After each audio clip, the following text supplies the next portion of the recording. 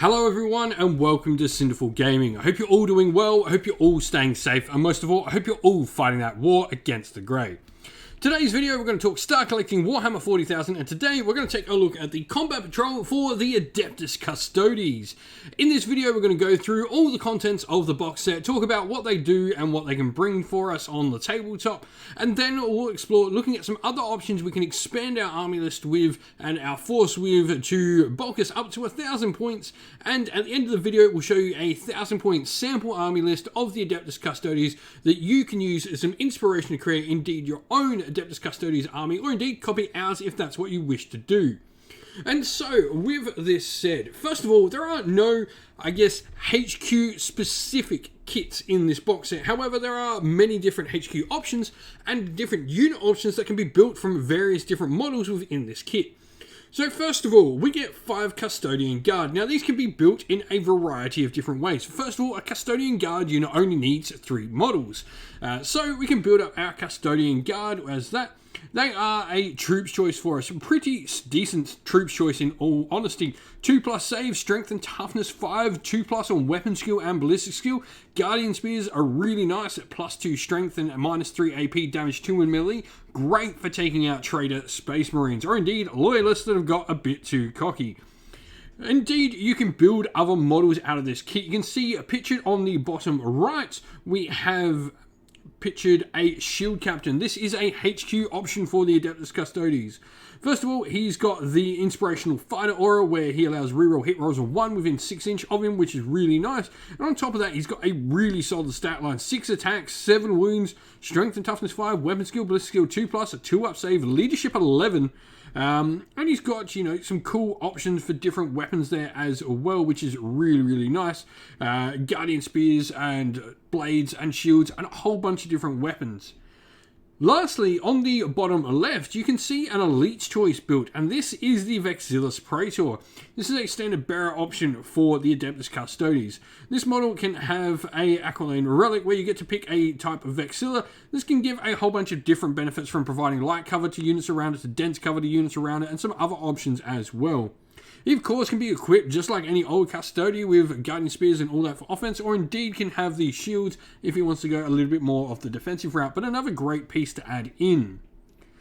Worth mentioning as well that, while you can split these up, these all are Adeptus Custodes, so they've all got a decent amount of wounds. Even your basic Custodian Guards have 3 wounds apiece. You've got 6 wounds on the Vexillus, and you've got, of course, the 7 wounds on your Shield Captain there. Now, alongside the Adeptus Custodes, we get another troops choice in the Sisters of Silence, and you can build these as a variety of different options. You can build these either as your standard Sisters of Silence, which are your troops choice, being the prosecutors. These girls carry bolt guns, which is really nice, or you can take some other options, instead choosing to go down the elite route to make them into your Vigilators, which have their giant swords, which are great for a combat unit, or indeed you can go into a fast attack option and make them Witch Seekers, which are an entire unit carrying flamers, great for dealing with enemy hordes, especially enemy Psycho hordes.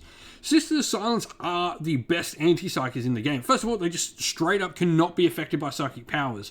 Just straight up, nothing psychic works on them at all. They are an anathema to it.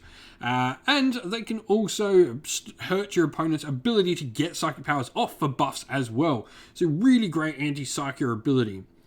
Also, within this set, you can now build a Knight Centura, which is a Sisters of Silence character option. Knight Centura, pretty much she's going to put out what you would expect a character leader option of such to be able to do. Her Cadre Tactics allow you to reroll wound rolls of 1 around her, and she's also got a 5-up ward built in, which is really nice. Lastly, in this, we have 3 Virtus Praetors. These are the jet bike wielding Custodes you see. Now, you can put them with a bunch of different options, which is really nice. They are a fast attack choice. You can choose to have their Inceptor Lancers on them for +2 strength, AP -3, damage 2 on the charge. They've also got some other cool weapons. They either have Hurricane Bolters, or they can have Salvo Launchers, which are heavy 1, strength 8, -4 AP, damage D3+3. Great anti-tank gun on something fast moving that can make so your opponent can't really hide what he's trying to. Great for taking out enemy walkers, knights, and all that sort of stuff. But with all that, let's talk about how we can expand this box set. And so, the first thing I recommend looking at is an Anathema Psychana Rhino. Generally, your Sisters of Silence aren't quite as tough as your Custodes, so you do want to protect them, get them up the battlefield nice and quick, get their attacks in range, and let them do their thing. First of all, an Anathema Psychana Rhino can transport 10 models, so great for that starter set. You could build 9 Sisters and a Centura, stick them all in there. It's a dedicated transport for them. And really, it's just there to transport them. It does have the Anathema Psychana faction, which is really nice, and can transport all those infantry. It's just equipped with Storm Bolt, but a great way just to get that unit up the table and doing some more in the battle for you. Next, I want to talk about some Dreadnoughts, because the Contemptor Dreadnought variants, I think, for the Adeptus Custodes are really great. First of all, we have the Achilles Dreadnought. This is the one wielding the giant spear. It's got its giant Achilles Dread Spear, which is ×2 strength, AP -3, damage D3 +3. And even in shooting, it's a heavy 2 strength, 8 -2 AP, damage 3 weapon. Great for taking out Terminators there. Guardian Eternal allows each time an attack is allocated to this model, you subtract 1 from the damage. Unyielding Ancient, each time it loses a wound on a 6, the wound's not lost. And they've got a 5-up invulnerable save to boot. We then have the second one, which is the Contemptor Galatus Dreadnought. This is the sword and board Dreadnought you see pictured here. The Galatus Warblade is Strength User, but AP -3, damage 3, and it makes an additional D3 attacks when it fights with this weapon. So it can have 5 plus D3 attacks, potentially a total of 8 attacks, which is really nice. It's heavy 2d6 shooting at strength 6 -1 AP, damage 1, and when resolving an attack with this weapon, you do not make a hit roll. Instead, it scores a hit automatically. As it shoots out giant fire, you can see the sort of flame flowers on the front of the blade there. Galatus Shield gives it a 4-up invulnerable save, and any melee attacks against it subtract 1 from the hit rolls. Guardian Eternal and Unyielding Ancient giving up that 6-up to ignore some wounds given to it, and -1 to all damage of attacks coming in at it. Lastly, we have the Telemon Heavy Dreadnought. Guardian Eternal and Unyielding Ancient, like standard for Dreadnoughts, reinforced automatic barriers, give it a 4-up invulnerable save, but it's got a variety of different heavy options. First of all, you have the Arachnus Storm Cannon, which can be shot in a beam or burst variant. It can be heavy 2 or heavy 6, potentially being damage 3, -4 AP, strength 8 at the heavy 2 variation. And when an attack is made with this weapon against a vehicle, you can reroll your wound rolls, or the burst variation at heavy 6, strength 7, -2 AP, damage 1. It also has a Spinaclus Bolt Launcher, which is heavy 5, strength 5, -1 AP, damage 1. And each time this weapon is selected to shoot, if the model has not moved, it changes weapon type to heavy 10. So an incredible amount of firepower coming out of the Telemon Heavy Dreadnought. Fantastic piece to add. For me, I just love adding the Dreadnoughts. They are some of the most gorgeous Dreadnought models I think Games Workshop have ever produced, and they really do give a lot to your Adeptus Custodes force. And so here we have a sample armor list for you at the end. We've gone for 1,000 points. We are 998, 2 points shy, 53 power level. We're not having to spend any command points because we are with our Warlord in the detachment.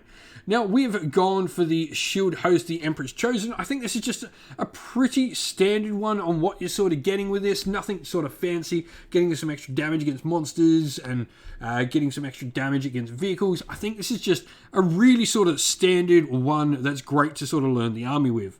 Now we've got our Knight Centura. She's in there with an Executioner Greatblade. Good for adding a little bit of combat punch to our unit of Sisters of Silence. We then have our Shield Captain, who's going to have a Paragon Spear, which is an artifact on top of his Guardian Spear. Master of Masterful Strategy as well is while this Warlord's on the battlefield, each time you spend a command point on a 5+, you get it back, which is really, really cool.